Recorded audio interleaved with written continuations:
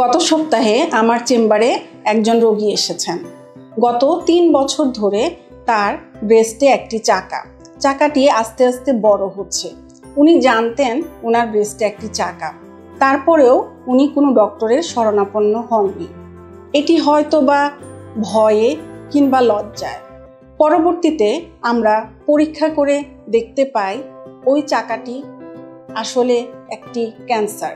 এক্ষেত্রে উনি যদি অবহেলা না করে প্রথমেই ডক্টরের শরণাপন্ন হতেন এবং পরীক্ষা করে দেখতেন, তাহলে কিন্তু এটি অনেক আগেই ধরা পড়ত। এবং আমরা যেহেতু জানি যত প্রাথমিক পর্যায়ে রোগটি ধরা পড়ে ভালো হওয়ার সম্ভাবনা তত বেশি থাকে। সো আসুন সচেতন হই এবং ব্রেস্ট স্ক্রিনিং বা শনাক্তকারী পরীক্ষা করি। কিভাবে এই শনাক্তকারী পরীক্ষাগুলো করা যায়? প্রথমত সেলফ ব্রেস্ট এক্সামিনেশন বা নিজে নিজে ব্রেস্ট পরীক্ষা করা। এটি যে কেউ নিজে নিজে করতে পারবে বাসায়। আরেকটি সেটি হচ্ছে ক্লিনিক্যাল ব্রেস্ট এক্সামিনেশন। এটি একজন ডক্টরের কাছে গিয়ে করতে হবে।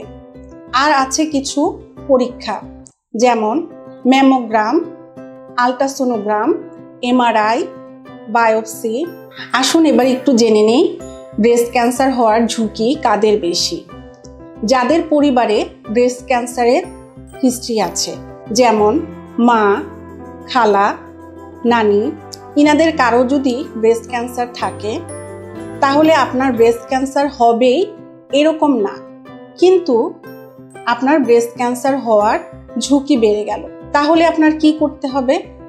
আপনাকে নিয়মিত ব্রেস্ট স্ক্রিনিং করতে হবে।